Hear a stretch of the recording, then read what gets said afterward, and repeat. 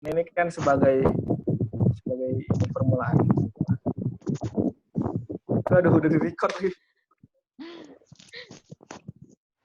Oke, kita lanjut ya. Tadi sempat break sholat dulu. Nah, suara angin apa dia?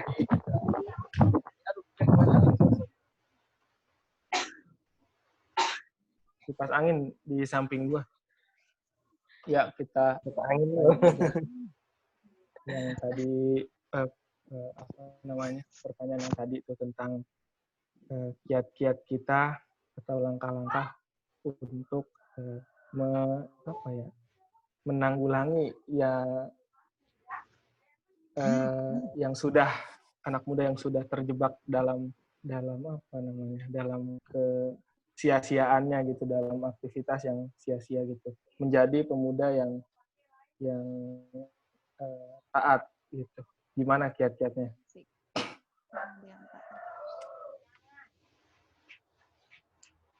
Siapa? Silakan yang tadi Anin ya sekarang. Atau Faris, Anin aja. Siapa? Faris dong. Ya, silakan. Gimana nih pandangan Anin, kiat-kiatnya agar kita kembali ke jalan yang diridhoi oleh Allah. Kalau tadi sempat yang udah disinggung sama Siva juga, yang terkait apa ya tadi tuh Siva tuh? Coba ingatkan. Apa sih tadi tuh? Yang terkait ini, pandangan kita Siva, tuh yang pasti bahas sama beda-beda gitu tentang mengambil sebuah dalil gitu. Ibaratnya kayak baik versi kita masing-masing kan ya. Setiap orang gitu. bisa menjadi baik versinya dia masing-masing dengan caranya dia masing-masing.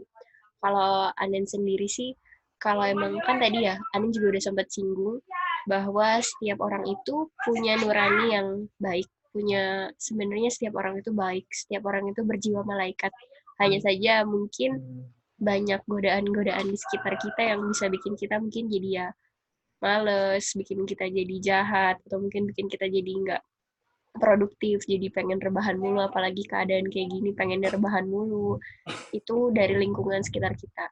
Nah, gimana salah satu caranya biar kita bisa tetap ibaratnya tetap semangat berjuang fastabiqul khairat, yaitu kalau kata Rizky, kita nggak bisa berjuang sendirian.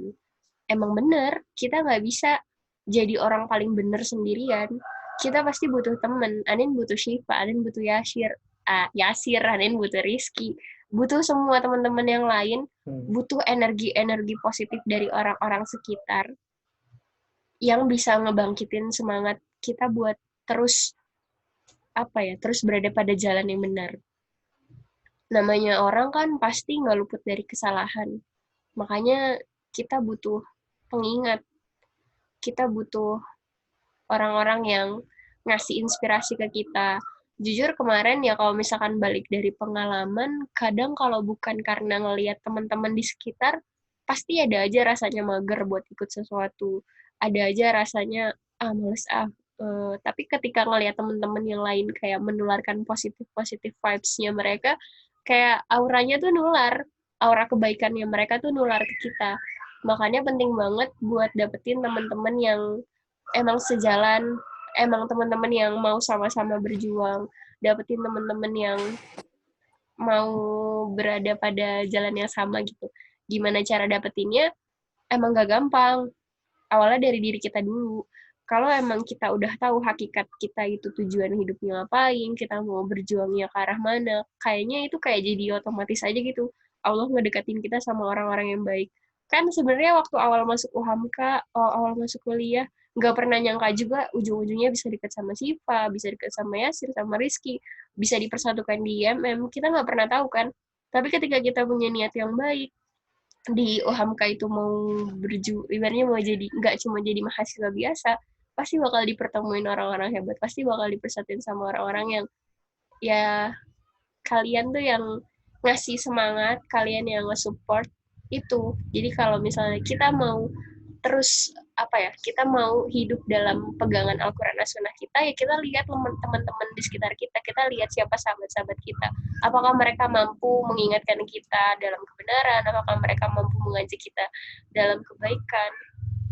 Karena aura positif itu nular dan aura negatif itu nular juga. Jadi kalau misalnya teman-teman sekitar kita banyak yang toksik, banyak yang ngasih hal-hal yang negatif, ya otomatis kita lama-lama pun akan keikut. Kayak gitu sih kalau dari Anin. Masya Allah sekali. Lanjut ke pada saudara Rizky. Silakan pendapatnya.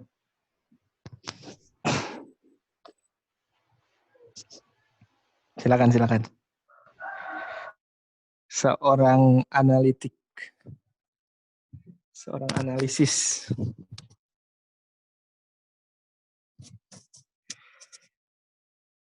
Diem aja nih.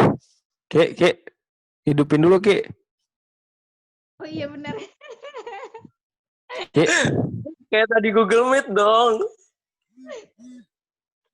Tahuan itu belum dihidupin. Iya. Maafin. Gue tuh suka bingung sama fitur-fitur ini. Modernisasi media nih saat ini ya. Komunikasi jarak jauh. Oke. Mungkin tadi kalau Anin dari perspektif apa ya? Moral terus psikologis dan sebagainya gitu ya. Kalau saya nariknya dari yang tadi latar belakang teknologi ya. Sebetulnya pemuda saat ini tuh perlu untuk berpikir bahwasanya memilah kultur atau budaya yang baik itu harus bisa gitu ya. Terus kita juga jangan mudah untuk terpicu sama yang namanya yang tadi Anin bilang gitu. Kampanye YOLO dan sebagainya gitu. Hidup muda, habisin dulu waktu muda dengan senang-senang, terus tua baru bertaubat gitu ya. Padahal kan kita nggak tahu mati itu kapan gitu. Nah itu sebenarnya bisa juga kita menerapkan pengondisian juga ke teman-teman yang sekiranya dekat sama kita gitu. Cara paling sederhananya itu. Karena gue pernah juga sih kayaknya bikin postingan juga di IG tuh. Tanggung jawab seorang saudara itu selalu membantu saudara yang lain gitu ya. Kalau saudaramu itu melakukan kebaikan, maka bantulah. Kalau saudaramu melakukan, maksudnya apa? Bantulah untuk mengingatkannya, bantulah untuk meluruskannya begitu ya. Jadi tanggung jawab seorang saudara itu gede banget gitu, atau sahabat dekat kita gitu ya, sama pemuda gitu. Karena kalau berjuang sendirian, menghadapi tantangan dunia, menghadapi apa yang nantinya bakal negara ini bakal ada di punggung kita sendiri-sendiri itu susah gitu. Yang harus kita manfaatkan saat ini tuh momentum persatuan gitu kan, sama-sama menyadarkan gitu. Kadang-kala khawatir, resah gitu kalau ngelihat paling banyak itu di media sosial itu hal-hal yang kurang bermutu gitu. Entah challenge, entah bikin sesuatu yang nggak punya nilai gitu. Atau yang lebih parahnya dapat merugikan orang lain kayak Ferdian Paleka dan semacamnya gitu kan. Atau menjual apa tuh tadi. Saya nggak perlu sebutkan, ada cewek jual sesuatu yang berharga begitu ya. Padahal kan itu kan tindakan amoral gitu ya. Di negara yang katanya beragama begitu. Itu sangat disayangkan gitu kan.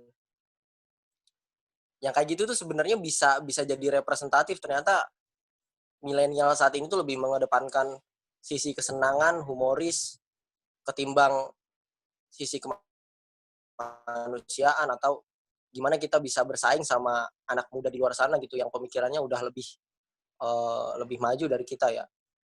Kalau lihat di negara-negara Eropa Utara tuh, salah satunya tuh yang anak kecil remaja dia sudah mogok sekolah gitu untuk mengkampanyekan kerusakan lingkungan di daerah dia.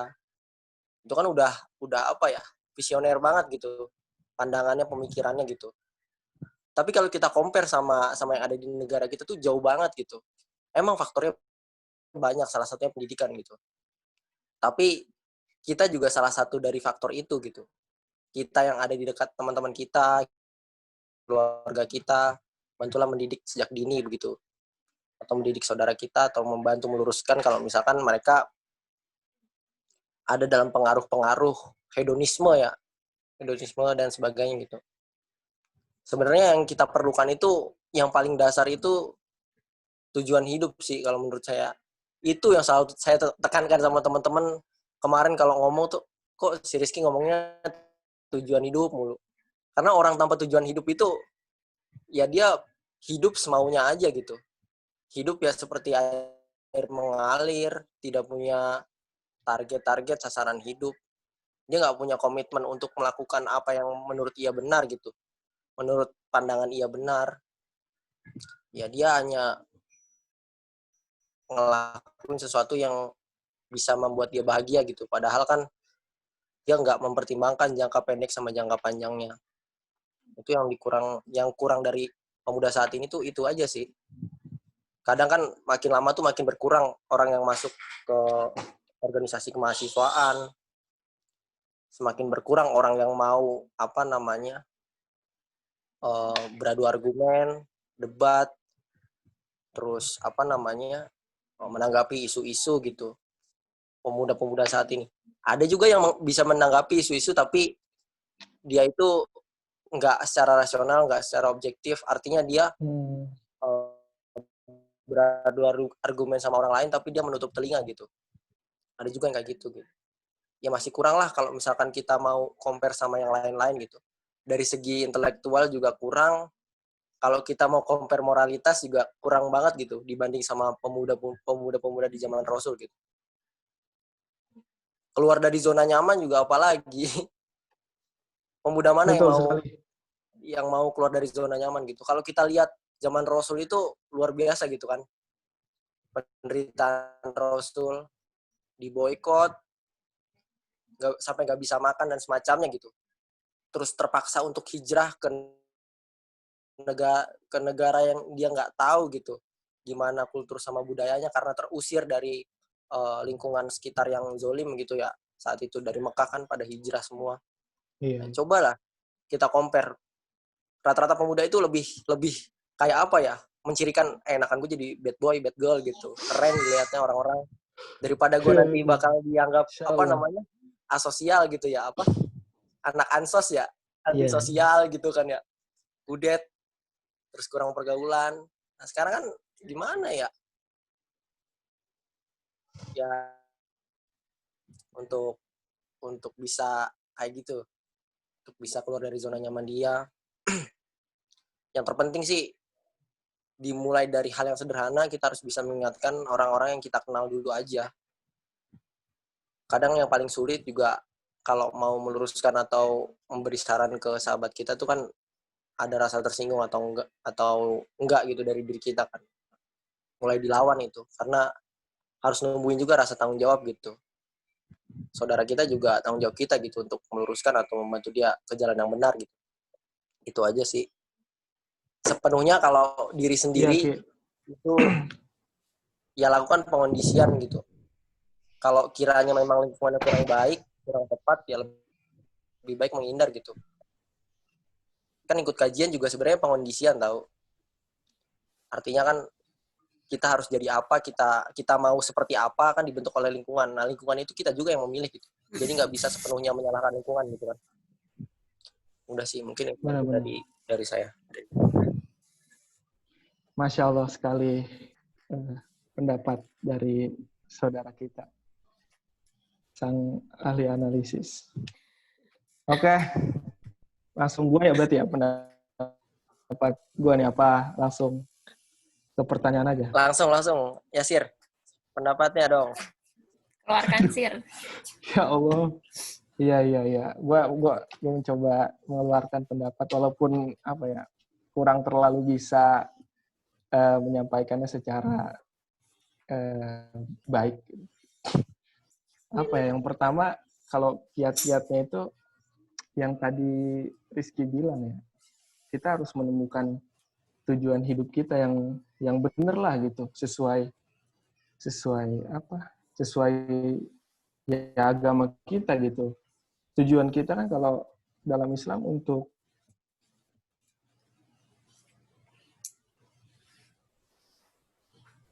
untuk beribadah kepada Allah Subhanahu wa taala. Nah, apa ya? Hidup di dunia ini ya untuk beribadah gitu. Jadi bukan untuk bermalas-malasan, bukan untuk melakukan hal-hal yang sia-sia, tapi untuk beribadah dan selalu mentaati perintah dari Allah Subhanahu wa taala. Nah, setelah tujuan kita udah matang, kita tahu prinsip kita bahwa hidup ini pasti akan berakhir dan kita hanyalah seorang hamba gitu kan. Berarti kan kita nggak boleh menyia-nyiakan itu dengan hal-hal yang sia-sia. Nah, ketika tujuan kita udah mantep, barulah kita ya mencari lingkungan yang baik dulu untuk memperkuat tujuan kita ini, untuk memperkuat prinsip kita. Setelah kita ada di lingkungan yang baik gitu kan, otomatis kita menjadi lebih terarah lagi, menjadi lebih baik lagi kan. Setelah itu barulah mungkin kita bisa ya mengajak kawan-kawan yang istilahnya masih terjerumus gitu dalam hal-hal yang sia-sia, ya membuat hal-hal positif gitu, mengajak kawan-kawan melakukan hal yang baik. Itu benar-benar paling fundamental gitu, paling dasar yang perlu ada di diri kita gitu. Kalau nggak ada tujuan hidup, kita ya bakal terombang-ambing itu di dunia ini gitu, terbawa arus, ya udah gue ikut ini, ya udah gue ikut itu, ya udah. Jadi tujuan hidup benar-benar harus dibawa terus di pikiran kita gitu, bahwa kita ya harus mencapai tujuan hidup kita gitu. Ya udah, dan ketika kita sudah ada di lingkungan yang baik gitu, terus kita bertemu dengan orang-orang yang tidak sepaham dengan kita, dalam artian yang tadi Siva jelaskan, dengan berbeda pengambilan dalil dan sebagainya, tetapi dalam satu kesatuan yang utuh gitu, dalam satu agama yang sama gitu, agama Islam, ya tentu tidak apa-apa, jangan menjadi sebuah perbedaan gitu. Jangan menjadi sebuah perbedaan, tapi itu buatlah menjadi sebuah persamaan yang mempererat gitu. Karena kan masih konteksnya masih sama-sama, ya sama lah gitu ibaratnya.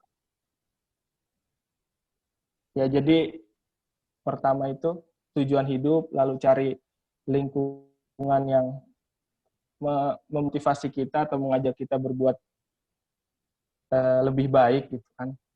Nah, yang ketiga, jangan ketika kita sudah mendapat ilmu yang kita dapat gitu, lalu bertemu dengan perbedaan pendapat, jangan sampai kita malah menjadi jauh, jangan sampai kita menjadi bermusuhan. Tapi buatlah perbedaan itu menjadi sebuah warna gitu, untuk berlomba sama-sama saling merangkul dalam kebaikan. Udah, sekian. Tapi juga ini dia namanya tadi? Pikiran ya. Mungkin kalau tadi Anin bilang gimana kalau kita dapetin teman atau lingkungan yang baik, sebenarnya balik lagi ke pikiran kita, karena memang yang mempengaruhi pertama adalah pikiran. Pakai headset sih.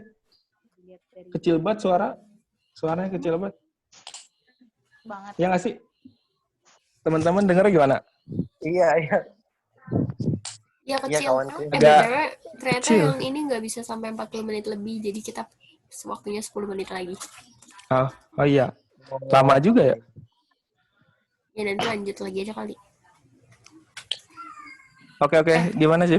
Lanjut sih, pakai headset biar kedengeran. Lanjut. Atau gini? Punya headset. Ya agak-agak diiniin. Handphone-nya dideketin ke mulut.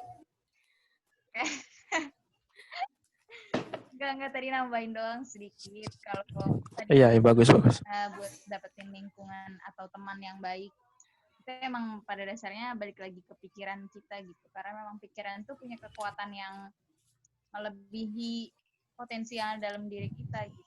Tapi kalau kita mengiyakan kayak tadi yang awal Siva bilang itu ya, kalau kita mengiyakan kelemahan kita ya itu akan jadi kelemahan kita. Tapi kalau kita mindset gitu misalnya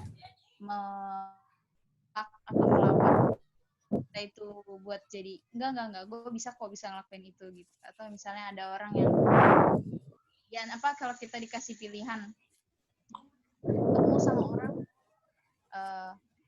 bilang kita tuh ya udah nggak apa-apa capek istirahat aja nggak apa-apa kayak gitu.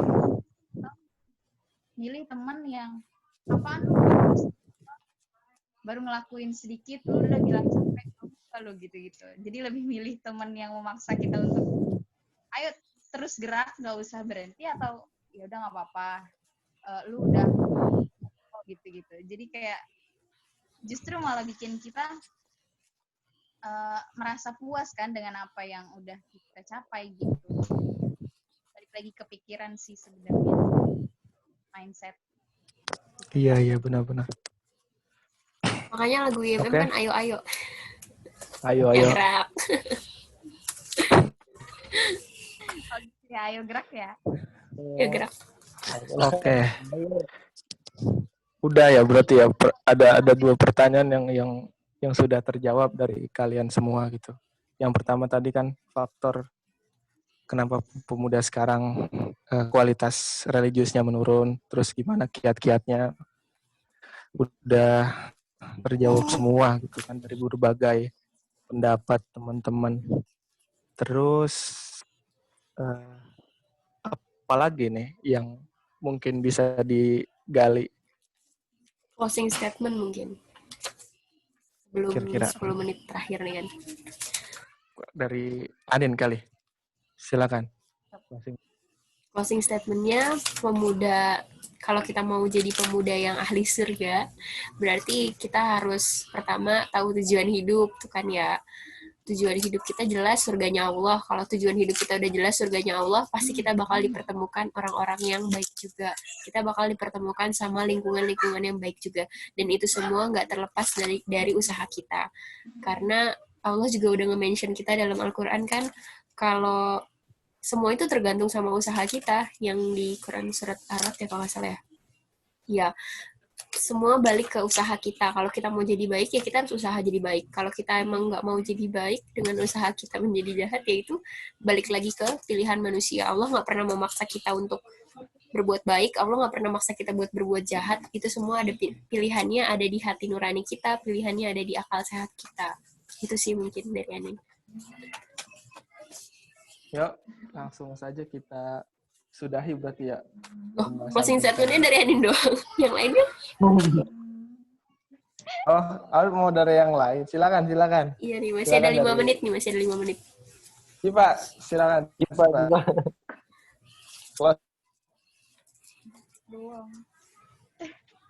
Closing statement ya. Apa ya? Meski dulu deh. Ayo cepat. Udah mau berakhir. 1, 2, 3. Pilih aja, poin-poin aja, simpel aja.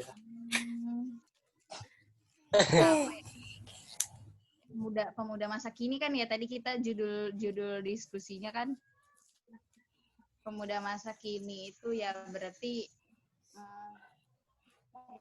kita nggak perlu untuk menyalahkan lingkungan kita yang emang udah ini jadinya gitu, tapi gimana kita bisa memulai atau memanfaatkan yang udah ada ini untuk sesuatu yang baik kayak gitu. Jadi kayak misalnya tadi kalau yang Rizky sebutkan kan ya, di sosial media dan sebagainya itu sudah diracuni atau dimasukin sama apa dia namanya, akun atau challenge yang sebenarnya nggak bermanfaat atau nggak berfaedah gitu. Tapi kan kemudian kita bisa mengubah sesuatu itu bisa untuk kebaikan juga gitu dengan kreativitas kita, memanfaatkan media yang ada tapi untuk kebaikan kayak gitu. Jadi kebaikan kita yang mulai kayak gitu sih paling. Oke. Lanjut. Silakan. Saudara Rizky. Kita aja lah. Paling sih yang dibutuhkan untuk generasi muda saat ini tuh ya cuma 2 hal ya. Yang pertama, bagaimana dirinya itu bisa konsisten, bisa komitmen sama apa yang udah jadi tujuan hidup dia. Pastinya kalau pemuda muslim surga lah ya. Dan jalan menuju surga itu kan banyak. Apa namanya? Amal makruf ya. Nahi mungkar ya. Jadi selama ia berpedoman pada hal tersebut, insya Allah lah moralitas maupun intelektualitas itu pasti bakal terus terjaga. Dan yang kedua itu kan pada aspek dirinya sendiri. Dia juga perlu untuk menyebarkan kebaikan ke yang lain gitu kan. Jadi kebaikan itu terus konsistensi itu nggak berhenti pada dirinya aja, tapi juga berspora ya, menulari kebaikan-kebaikan, semangat perjuangannya itu ke orang-orang di sekitarnya. Itu sih. Oke. Oke, terima kasih teman-teman yang sudah menyempatkan waktunya. Sekian diskusi kita kali ini dengan tema pemuda masa kini. Pesan dari saya buat teman-teman yang sedang yang dimanapun kalian berada, tetap selalu berlomba-lomba dalam kebaikan dan selalu ingat tujuan hidup kalian dan lakukanlah hal-hal yang bermanfaat. Jangan pernah menyia-nyiakan waktu kalian. Oke, sekian. Assalamualaikum warahmatullahi wabarakatuh. Waalaikumsalam warahmatullahi wabarakatuh. Dadah. Kurang lebihnya mohon maaf ya. Ya.